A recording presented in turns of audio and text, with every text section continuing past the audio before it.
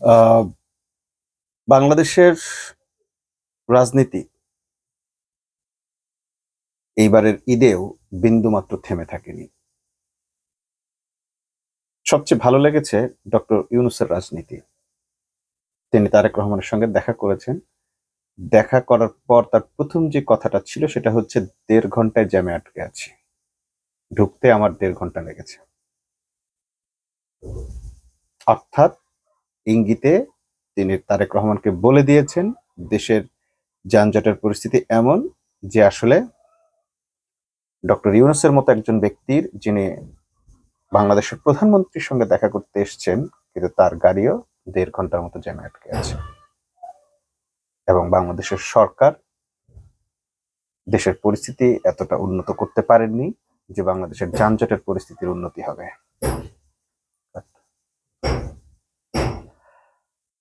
তো এরপরে ভালো লেগেছে জামাতের রাজনীতি। জামাতের কূটনীতিকদের সঙ্গে তারা আহ, সুন্দর, খুবই চমৎকার পরিবেশে, আন্তরিকতার সাথে, খুনসুটির সাথে, কূটনৈতিকদের সাথে ঈদের আনন্দ ভাগাভাগি করেছেন, ঈদের সেমাই খেয়েছেন। এত সুন্দর একটা পরিবেশ ছিল যেখানে দেখলাম কূটনীতিকরা আহ খুব হাসি তামাশা করেছেন, হাততালি দিয়েছেন, মজা করেছেন। তো এটা নিয়ে অনেক বিতর্ক তৈরি হয়েছে। মূলত জামাতের পেছনে পেইড এজেন্ট আছে এই মুহূর্তে। জামাত যাই কিছু করবে সেটাকেই নেগেটিভলি প্রচারের জন্য একটা গ্রুপ আছে, এদেরকে বলা হয় পেইড এজেন্ট। তারা এটা দেশে বিদেশে সবখানে আছে। একেবারে জোকারনাইন সাইড থেকে শুরু করে বাংলাদেশের মিডিয়ার একটা শ্রেণী আছে যাদেরকে এগুলো কাজে ব্যবহার করা হয় এবং এদেরকে মোটা অঙ্কের ভাতা দেওয়া হয়।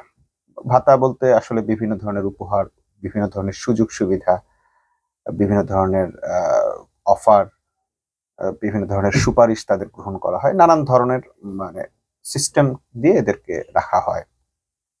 যেমন আমরা ডাক্তার জাহেদ উর রহমানকে আগে মনে করতাম যে খুব নিরপেক্ষ একজন টকিস্ট বা কি বলে সুশীল, কিন্তু পরে দেখলাম যে সে এখন তারেক রহমানের উপদেষ্টা হয়ে গেছেন।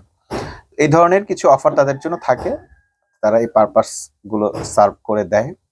এরকম পেইড এজেন্ট দিয়ে তো আছেই। সেটা কিনে তারা, যেহেতু পেইড এজেন্ট আছে, যে কোনো ঘটনাকে তাদের নেতিবাচক ভাবে উপস্থাপন করতে হবে, সোশ্যালি এটাকে ভাইব্রেন্ট করতে হবে, এটা তাদের দায়িত্ব। এবং তারা যেহেতু আহ, কিছু বিনিময় এগুলো করেন, তাদেরকে এটা হালাল করতে গিয়ে এটা করতে হয়। তো সেই দিকটা বাদ দিলে আমরা দেখলাম যে জামাতের কূটনৈতিকদের সঙ্গে যে ঈদের মোলাকাতটা ছিল অসাধারণ সুন্দর ছিল। এতটা আন্তরিক পরিবেশ ছিল যেটা আসলে অভাবনীয় ছিল। বিদেশিরাও এটাকে দারুণভাবে অ্যাপ্রিসিয়েট করেছেন, এনজয় করেছেন। আমির সাহেব, জামাতের আমির, যাকে অনেক গুরু গম্ভীর একজন ব্যক্তি বলে মনে করা হয়, একটা দায়িত্বশীল, বড় মাপের দায়িত্বশীলদের যে ধরনের গুরু গম্ভীর হওয়ার কথা, ব্যক্তিত্ব সম্পন্ন বা সবচেয়ে বড় কথা হচ্ছে গাম্ভীর্যপূর্ণ, কিন্তু কূটনীতিকদের সঙ্গে তিনি একেবারে বাচ্চাদের মতো বা বন্ধুর মতো মিলেছেন। তিনি শিশুদের সঙ্গে যখন মেশেন তখন শিশুদের মতো করে মেশেন। তিনি যখন সাংবাদিকদের সঙ্গে মেশেন, সাংবাদিকদের বন্ধু হিসেবে মেশেন। আমরা দেখলাম যে একদিন সাংবাদিকদের মধ্যে কিছু একটা ঝামেলা হচ্ছিল প্রতিনিধিদের সঙ্গে, তিনি সেখানে নিজে নিয়ন্ত্রণ করলেন, যে সাংবাদিকদের বন্ধুদের যেভাবে বসতে চায় সেভাবে বসতে দাও। এরপর এক নারী সাংবাদিক তাকে উপর্যুপরি প্রশ্ন করছিলেন, সুযোগ না দেওয়া বলে, ঠিক আছে আপনাকে আরেকটা সুযোগ দেয়া হলো। খুনসুটি করা, তাদেরকে প্রিভিলেজ দেওয়া, তাদেরকে আন্তরিকভাবে অ্যাড্রেসিং করা, এটা জামাত আমির করেন এবং এটা তার বিশেষ বৈশিষ্ট্য এবং তার কারিশমাও বলা চলে। তো এর বাইরে আবার কূটনৈতিকদের সঙ্গে দেখলাম যে তিনি এবার একটা নতুন মাত্রা যোগ করেছেন, যেখানে গুরুগম্ভীর পরিবেশে জাস্ট হ্যান্ডশেক করা বা এই টাইপের কিছু কিন্তু তিনি পেছন থেকে জড়িয়ে ধরেছেন এবং তারাও সেটা তার পিঠ চাপড়ে উইশ করছে। মানে খুবই ফ্রেন্ডলি ছিল তাদের সম্পর্ক এবং মানে এই অ্যামিউজমেন্টটা বা এনজয়মেন্টটা, ঈদের আনন্দ ভাগাভাগি করে নিয়েছেন এইভাবে। সবচেয়ে বড় ব্যাপার হচ্ছে আমরা দেখলাম সেখানে নারীরাও বেশ উৎফুল্ল ছিল। আমাকে লন্ডনের এক বন্ধু ফোন করে বলে যে তারা শুধু ওই ক্লিপটুকু দেখেছে যেখানে কূটনীতিক যারা মেল ছিলেন তাদেরকে পেছন থেকে জড়িয়ে ধরার দৃশ্যটা দেখেছেন। নারীদের সঙ্গে জামাত কি ধরনের আচরণ করেছে, সেটি জামাত আমির করেছে, সেটি না দেখার কারণে সেটি নিয়ে তারা আসলে বিশ্লেষণ করতে পারেনি। বলছে যে নারীরা কিন্তু এটা খুব পছন্দ করে যে আহ তাদেরকেও খুব আন্তরিকভাবে নেওয়াটা, এটা তা না হলে শুধু পুরুষদেরকে এভাবে আন্তরিকভাবে নিলে অনেক সময় এটাকে নেগেটিভলি দেখা হয়। তো তিনি আমাকে বললেন যে জামাত আমির নারীদের সঙ্গে আসলে কি ধরনের আচরণ করেছিলেন। তো পরবর্তীতে আমরা দেখলাম যে নারীদের সঙ্গেও তিনি অত্যন্ত সৌহার্দ্যপূর্ণ আচরণ ছিল তার। পাশে দাঁড়িয়ে তারা ছবি তুলেছে, সেলফি করেছে। আহ, এটা এটা আবার আরেক গ্রুপ এটাকে অন্যভাবে ব্যাখ্যা করবে যে ইসলাম এটা জায়েজ কি না জায়েজ, পর্দার বিষয় আসায়। কিন্তু আসলে রাজনৈতিক একটা অঙ্গন, যেখানে অনেক সময় অন্যদের চাহিদা মোতাবেক বা বিশ্ব পরিমণ্ডলে বা আন্তর্জাতিক রাজনীতি, তাৎক্ষণিক তাদের পরিবেশ সবকিছু মিলে তাকে একটা ডিসিশন নিতে হয়। সেখানে অনেক সময় তারা মনে করেন যে এই বিষয়গুলোকে রেস্ট্রিক্টেড করতে গেলে ধর্ম তাদের কাছে বা ইসলামের সৌন্দর্য তাদের কাছে উত্থাপন করা যায় না, তুলে ধরা যায় না। আমরা দেখেছি রাসূল সাল্লাল্লাহু আলাইহি সাল্লাম দাওয়াতি কাজের ক্ষেত্রে বিভিন্ন ধরনের প্যাটার্ন ব্যবহার করতেন। একেবারে বিধর্মী যারা, তাদের কাছে একভাবে দাওয়াত পৌঁছে দিতেন। আবার বাদশাহ নাজ্জাশী, তাদের কাছে আরেক ধরনের অন্যভাবে দাওয়াত পৌঁছে দিয়েছেন। তো মানে যাকে যেভাবে দাওয়াত দিলে সে ইসলামের পথে আসতে পারে বা ইসলামের সৌন্দর্য দেখতে পারে। ইসলামের পথে আসা বড় কথা নয়, কথা হচ্ছে যে ইসলামের সৌন্দর্যটা সবার মাঝে তুলে ধরা, ইসলাম সম্পর্কে একটা মেসেজ সকলের মাঝে তুলে ধরার একটা সুন্দর প্রসেস খুঁজে বের করাটাই আসলে ইসলামী আন্দোলনের মূল টার্গেট। সবাইকে মুসলিম বানিয়ে ফেলা, সবাইকে ইসলাম ধর্মের অনুসারী বানিয়ে ফেলা, এইটার চেয়েও গুরুত্বপূর্ণ হচ্ছে আন্তর্জাতিক বিশ্বে বাংলাদেশের ইসলামী দলের উদারতা, তাদের মনোভঙ্গি, তাদের অ্যাটিচিউড, আচার আচরণ, এইটা আসলে তুলে ধরা। এবং সেটার জন্য এটা জরুরি ছিল যে তারা কাউকেই ভিন্ন চোখে দেখছে না। তো এইটা দেখলাম যে একজন নারী কূটনীতিকের সঙ্গে পাশে দাঁড়িয়ে তার সাথে ছবি তোলার ব্যাপারটাও ছিল, যেটা ডক্টর ইউনূস প্রায় করেন, ডোনাল্ড ট্রাম্পা করেন, বিভিন্ন দেশের প্রেসিডেন্টরা কিন্তু যে কাউকে পাশে দাঁড়িয়ে ছবি তোলার সুযোগ দেন। এগুলো করতে হয়। এগুলো বেগম জিয়ার ক্ষেত্রেও তিনি হ্যান্ডশেক করেছেন। মেল ফিমেল সকল সঙ্গে তাকে এটা করতে হয়। হ্যান্ডশেকটা মানেই হচ্ছে বন্ধুত্ব, একটি রাষ্ট্রের সঙ্গে অপর রাষ্ট্রের বন্ধুত্ব। এখানে ব্যক্তি সে মেল না ফিমেল সেটা বিষয় না, বিষয়টা হচ্ছে রাষ্ট্র টু রাষ্ট্র। এখানেও কূটনৈতিক বনাম বিরোধী দল, সে আসলে যেই লিঙ্গেরই হোক, এই এখানে লিঙ্গ কোনো ব্যাপার নয়, লিঙ্গ বৈষম্য এখানে মেনটেন করা হয় না, সাদা কালো বিবেচনা করা হয় না। এই হ্যান্ডশেক গুলোকে রাষ্ট্র টু রাষ্ট্র মনে করা হয়। যাই হোক, এটা ছিল, এই ধরনের কিছু ঘটনা ছিল যেগুলো বাংলাদেশের রাজনীতিতে একটা নতুন মাত্রা দিয়েছে।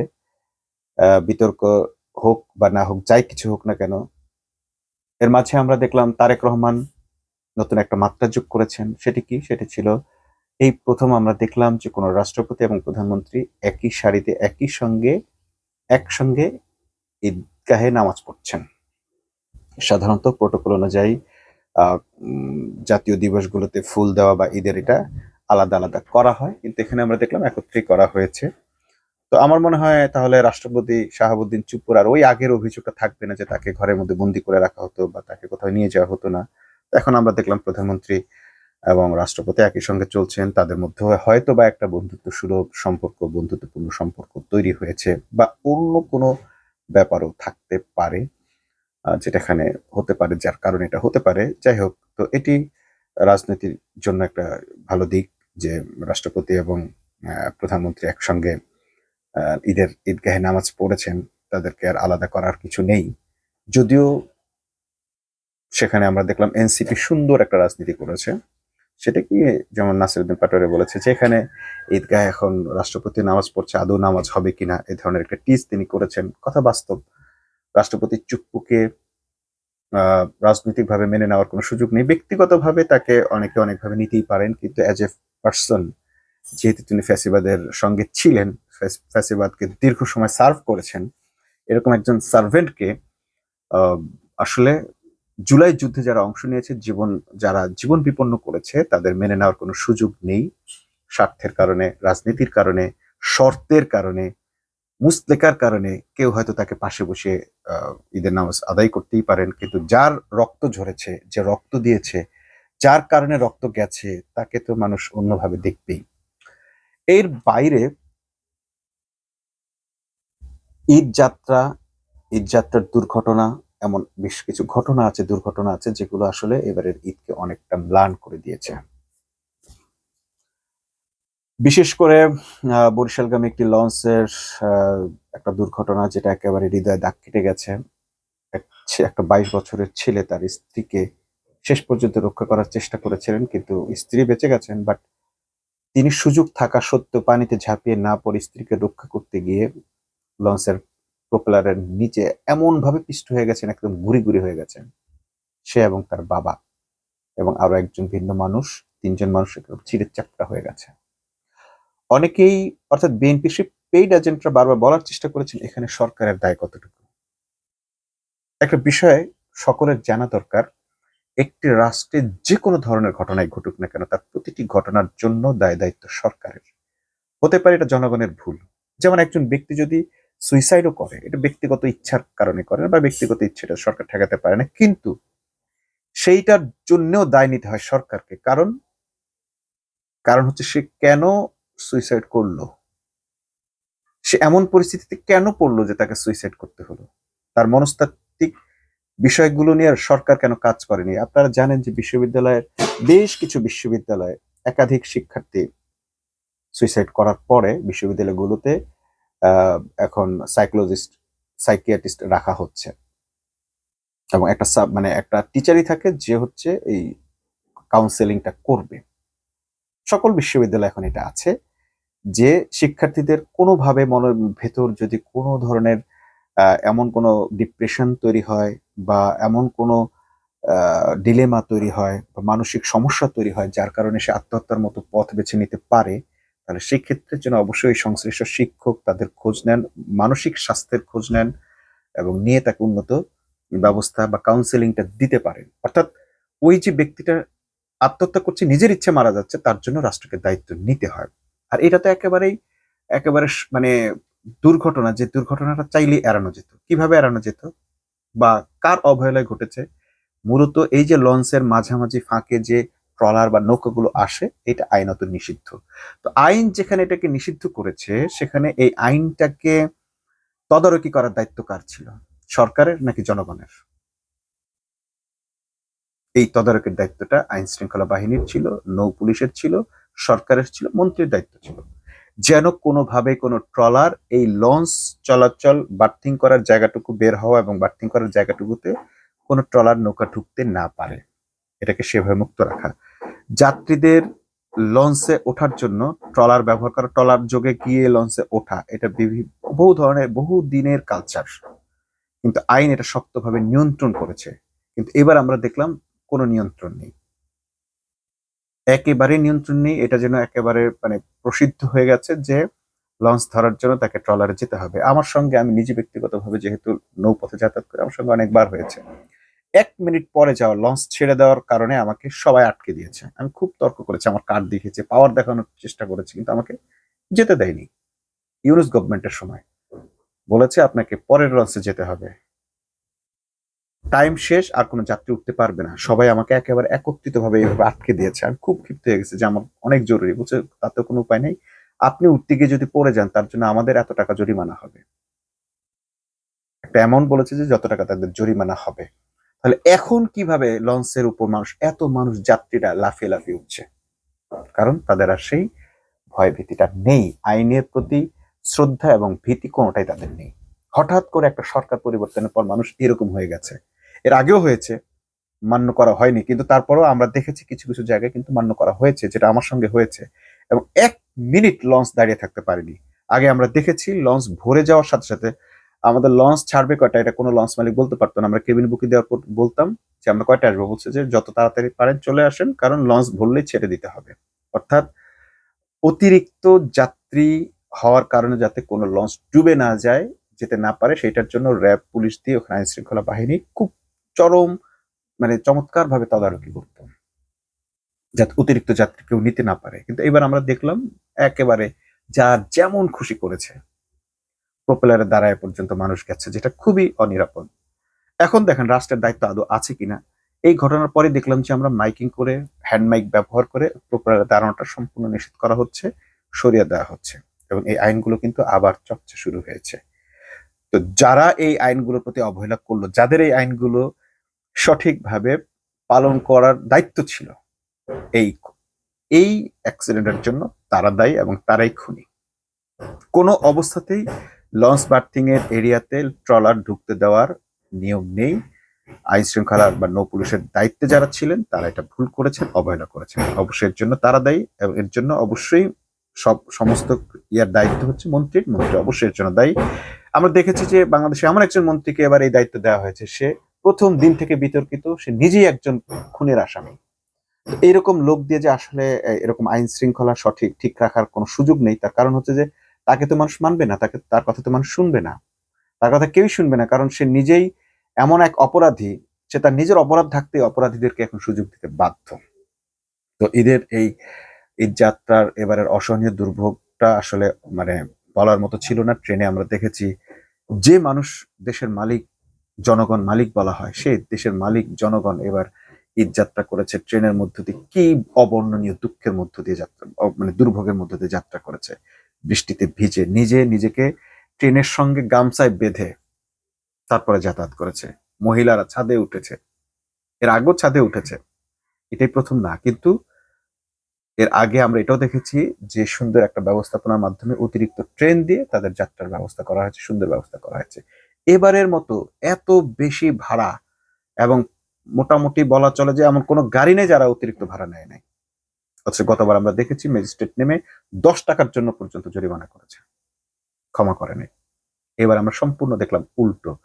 অর্থাৎ এক ঈদেই বিএনপি তার পুরো সামর্থ্যকে একেবারে জলে মিশিয়ে দিয়েছে, মানুষকে বুঝিয়ে দিয়েছে যে আসলে দেশ নিয়ন্ত্রণ করা, দেশের রাষ্ট্রভার বহন করার মতো সামর্থ্য তাদের নেই। যদিও তারা বলেছেন রাষ্ট্র পরিচালনার যোগ্যতা বা অভিজ্ঞতা তাদের আছে, কিন্তু আমরা দেখলাম যত অভিজ্ঞতায় তাদের থাকুক, আসলে তাদের কোনো অভিজ্ঞতায় কাজে লাগে নাই, তাদের কোনো প্রস্তুতি কাজে লাগে নাই, তারা আসলে কোনো প্রস্তুতি নেয়ও নাই।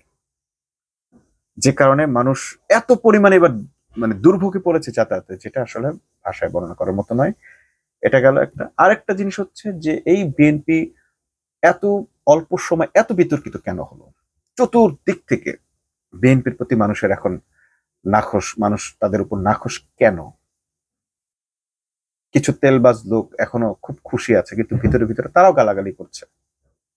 এর কারণ হচ্ছে একটা গ্রুপ, বিএনপির ভেতরের একটা গ্রুপ এই বিএনপিকে অজনপ্রিয় করার সর্বাত্মক চেষ্টা চালিয়ে যাচ্ছে। এটা কি তারেক রহমান বুঝতে পারছে, নাকি আসলে তারেক রহমানের বুঝেও কিছু করার নেই? সেটা আমরা অতীতের অনেক আগের এপিসোডে আমরা এগুলো কথা বলেছি। আমরা আপনাদের একটা ইতিহাস মনে করিয়ে দেই। বিএনপি এখন যার নেতৃত্বে চলছে তিনি আসলে তারেক রহমান নন, তিনি সম্ভবত সালাউদ্দিন আহমেদ। সালাউদ্দিন আহমেদ, এটা এখন অনেকেই বলছেন, আমরা আমাদের আগের এপিসোড গুলোতেও বলেছি, আমাদের সন্দেহ বা অনুমান থেকে বলেছি, কিন্তু ধীরে ধীরে বিষয়টা স্পষ্ট হয়ে যাচ্ছে যখন আমরা দেখছি যে আইনগতভাবে ঘোষণা দিয়ে গেজেট করে এক ধরনের বলা হলো যে তারেক রহমান যখন অনুপস্থিত থাকবেন, তার অনুপস্থিতিতে প্রধানমন্ত্রীর দায়িত্ব পালন করবেন সালাউদ্দিন আহমেদ, মানে ডেপুটি প্রধানমন্ত্রী। এর আগে এরকম কোন ঘোষণা আমরা আগে দেখিনি, কেউ চলে গেলে দায়িত্ব নিতে দেখেছি কিছুদিনের জন্য। তো এইটার কারণটা কি? এটার কারণটা কি এই যে তারেক রহমানকে মাইনাস করা হবে, বা কোনোভাবে তাকে মাইনাস হতে হবে, বা তাকে মাইনাস করে দেওয়া হবে, এরকম তার প্রতি কোনো হুমকি কিনা সেটি তার দলের লোকেরা বিবেচনা করুক। কিন্তু আমরা যেটা দেখতে পাচ্ছি যে এরকম একটা নতুন ধারা তৈরি হয়েছে, বিএনপিকে এবং রাষ্ট্র পরিচালনায় একজন ব্যক্তির মারাত্মক রকম প্রভাব বিস্তার করছে, তিনি সালাউদ্দিন আহমেদ। সব বিষয়ে তিনি কথা বলছেন। মাস্টার্স পাস করার দরকার নেই, এটা শিক্ষা মন্ত্রণালয়ের ব্যাপার হলো তিনি কথা বলছেন। সংবিধান পরিবর্তন নিয়ে কথা বলছেন তিনি আইনমন্ত্রী নন। তার যেটা জায়গা স্বরাষ্ট্র মন্ত্রণালয়, সেই স্বরাষ্ট্র মন্ত্রণালয় একের পর এক খুন খারাপি হচ্ছে, অনিয়ম হচ্ছে, তিনি সেটা নিয়ে কোনো কথা বলতে পারছেন না। পররাষ্ট্র বিষয় নিয়েও তিনি কথা বলছেন। অর্থাৎ সকল বিষয়ে সালাউদ্দিন আহমেদ উঠে আসছেন। কোত্থেকে আসলেন এই সালাউদ্দিন আহমেদ? তার উত্থানটা যদি আমরা দেখি, তিনি সাবেক প্রধানমন্ত্রী বেগম খালেদা জিয়ার এপিএস ছিলেন। 1991 নির্বাচনের সময় তিনি ছিলেন এপিএস। এপিএস মানে হচ্ছে তিনি আসলে সচিবালয়ের একজন সচিব ছিলেন। তিনি মূলত যাদেরকে বলা হয় ব্যুরোক্রেট। এই ব্যুরোক্রেটরা কখনো রাজনীতি করতে পারে না, কারণ ব্যুরোক্রেটদের কাজই হচ্ছে অন্যকে তোষামত করা, তোয়াজ করা, জি হুজুর জি হুজুর, জি স্যার জি স্যার বলা, সকলকে মেনটেন করে কথা বলা। তো এই যে সকলের সঙ্গে মেনটেন করে কথা বলা, এবং তাদের দায়িত্বই হচ্ছে যে তারা আসলে কোন দিকে এটা যেন মানুষ কেউ টের না পায়। তারা আসলে কখনো দলীয় রাজনীতি করতে পারেন না। দলবাজি করা তাদের জন্য শোভা পায় না। দলের জন্য তারা কিছু করতেও পারে না। তারা কিছু এদিকে কিছু ওইদিকে কাজ করেন। কারণ সকলের সঙ্গে তাদেরকে এমনভাবে চলতে হয় যেন সে কোন দলের এটা বুঝতেই না পারা যায়। আমরা দেখেছি যে সংবিধান নিয়ে যখনই কথা হয় শেষ পর্যন্ত তার কথার কোনো নির্যাস থাকে না। সে কি জুলাইয়ের পক্ষে বললো নাকি বিপক্ষে বললো এটা কেউ বলতে পারে না। হুট করে এসে বলবে যে জুলাই, হ্যাঁ জুলাই তো দরকার আছে, জুলাই তো আমরা পক্ষে, তাহলে আপনি কেন পাশ করছেন না?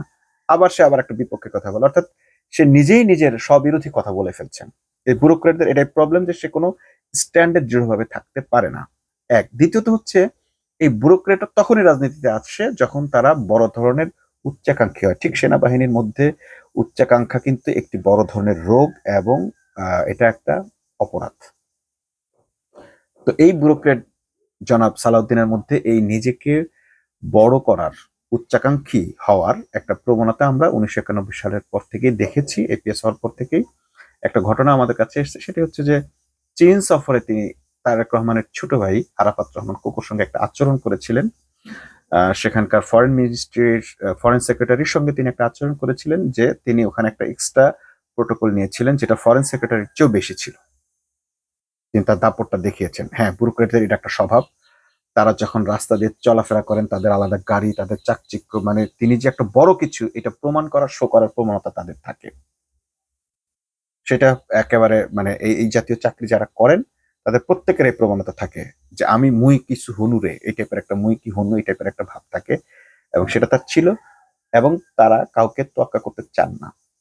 তার উপরের বসকে তারা খুব তোয়াজ করেন, আর বাকিদেরকে তারা কেউ গ্রাহ্যই করতে চান না। এই এই এটাকে বলা হয় প্রোটোকল মেনটেন। তো প্রোটোকলে যে তার উপরে তাকে সে সম্মান করবে, খুব সার করবে, বাট বাকিদেরকে তারা মানুষও মনে করেন না। তো আরাফাত রহমান কোকো যেহেতু প্রধানমন্ত্রীর ছেলে, কিন্তু তার ওইভাবে কোনো প্রোটোকল নেই, তাই তাকে সম্মান না জানিয়ে সর্বোচ্চ সম্মানটা নেওয়ার জন্য তিনি যা যা করার তা করেছিলেন।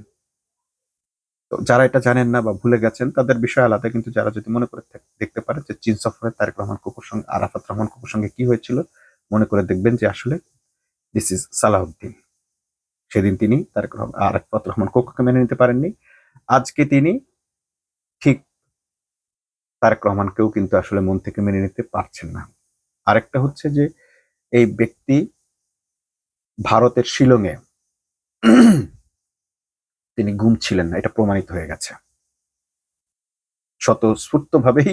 মোটামুটি এটা জাতি আজকে জেনে গেছে। শেখ হাসিনাও সেদিন একটা বক্তব্য দিলেন যে গুম থাকলে, এরপরে আবার বাংলাদেশে আমরা দেখলাম যে গুম থেকে যদি থাকতেন তিনি কিভাবে গুম হলেন, গুমের পর তার এসে মামলা করা, কিংবা গুম থাকা অবস্থায় তিনি শিলংয়ে এরকম রাজকীয় অবস্থানে থাকা, এত টাকা পয়সা পাওয়া, এগুলো সবকিছুই শেষ পর্যন্ত স্পষ্ট হয়ে গেছে যে আসলে তিনি গুম ছিলেন না। তাহলে তিনি কেন গিয়েছিলেন শিলং, কোন এজেন্ডা নিয়ে গিয়েছিলেন, এবং এত সুন্দর এত বছর ওখানে 9 বছর থেকে তিনি আসলে কি অর্জন করবেন?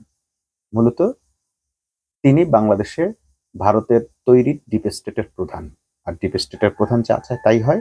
এই ডিপ স্টেটটাই হচ্ছে এখন মানে এই প্রধানমন্ত্রীত্বের সকল কাজগুলো তাকে করতে হচ্ছে, এবং তিনি বিএনপিকে ধ্বংস করার সমস্ত কাজ এগিয়ে নিচ্ছেন। আমাকে আজকে একজন ফোন দিয়ে বলছে যে কি করবেন, আমি বলেছি বিএনপি কে ধ্বংস করার দায়িত্ব নিয়েছে সালাউদ্দিন আহমেদ সাহেব। বিএনপি ধ্বংস হোক, তাতে আমাদের কি আসে যায়, সেটা রক্ষা করার দায়িত্ব বিএনপির। দেশের জন্য তো ক্ষতি হবে। বললাম দেশের জন্য ক্ষতি, বিএনপি থাকলেও ক্ষতি। সেদিনই বিএনপি সেই ক্ষতিটা করে ফেলেছে যেদিন তারা ভারতের সঙ্গে 3টি শর্তে রাজি হয়েছে। এটিও এখন ওপেন সিক্রেট যে ভারত নিজেই দাবি করেছে যে তাদের সঙ্গে 3টি শর্তে, এবং সেই শর্তগুলো আমরা দেখলাম যে একে একে সব শর্তে বিএনপি পূরণ করছে। শেখ হাসিনাকেও ফিরিয়ে আনছে, আওয়ামী লীগের রাজনীতি পুনর্বাসন করছে, ইনক্লুসিভ পলিটিক্স, অর্থাৎ ভারতের চ্যানেলের দাবি করা সেই দাবিগুলো সবই বিএনপি পূরণ করছে। অর্থাৎ বিএনপি থাকলেও যে ক্ষতি, বিএনপির ক্ষতি যদি সালাউদ্দিন করে তাতেও আমাদের আসলে আহামরি আর কোনো ক্ষতি নেই। সেটা বিএনপির ক্ষতি, বিএনপি দেখুক। যদি বিএনপির তারেক রহমানকে মাইনাস করে সালাউদ্দিন প্রধানমন্ত্রী হবে, হয়ে দেশকে কোনো দিকে নিয়ে যাবে, ইন্ডিয়ার দাস বানাবে, এমনিও ইন্ডিয়ার দাস, ওই দিক থেকেও ইন্ডিয়ার দাস। আমরা পড়ে গেছি এমন একটা জায়গায়। আমাকে আরেকজন আজকে একটা ফোন দিয়ে বলেছে যে মুসলমানদের অবস্থা হচ্ছে এরকম যে তারা যখন গর্ত থেকে ওঠে তারা উচ্ছ্বসিত হয়, কিন্তু আসলে তাদেরকে যে গর্ত থেকে উঠানো হয় সেটা হচ্ছে আরেকটা নতুন গর্তে ফালানোর জন্য। আমরা দেখেছি আসলে এটা বাস্তব যে বিপদ থেকে উদ্ধার করা হয়, সেই বিপদ থেকে উদ্ধার করেও আমরা বাংলা সিনেমায় এই কাহিনীটা প্রায় দেখি যে নায়ককে জেলে পাঠায় হচ্ছে ভিলেন, ভিলেন পাঠিয়ে আবার তাকে মায়া কান্না মায়া দরদ দরদ দেখিয়ে তাকে আবার জেল থেকে উদ্ধার করে ভিলেন করে এবার তার অনুগত দাস বানানো হয়। তো আমরা এটাই দেখি যে বারবার এই ঘটনাগুলোই ঘটে। আমাদের এখন এমন এক পরিস্থিতির আমরা পড়ে গেছি যে আমরা না বিএনপির পক্ষে যেতে পারছি না বিএনপির বিপক্ষে যেতে পারছি। বিএনপির পক্ষে গেলেও বিএনপি ভারতের পক্ষে, আবার বিএনপির বিপক্ষে গেলেও সেই বিপক্ষে গেলেও আবার ভারত তাতে একটা ফায়দা নিচ্ছে। অর্থাৎ বিএনপির ধ্বংসও ভারতের লাভ, বিএনপি যদি ধ্বংস না হয় ভারতের কথা মতো চলে তাতেও ভারতের লাভ। অর্থাৎ ইন্ডিয়া এবং এই খেলাটা কিন্তু আসলে ইহুদিদের। আপনি যখন ইহুদিকে গালি দেন তাতেও তার লাভ হয়, আপনি যদি ইহুদিদের প্রশংসা করেন তাতেও তাদের লাভ হয়। জায়নবাদীরা কিন্তু এইভাবেই কাজ করে যে আপনি সবসময় ইহুদিদের নিয়ে ব্যস্ত থাকবেন, তাদেরকে আলোচনায় রাখবেন, সে যেভাবেই হোক তাতে তাদের লাভ।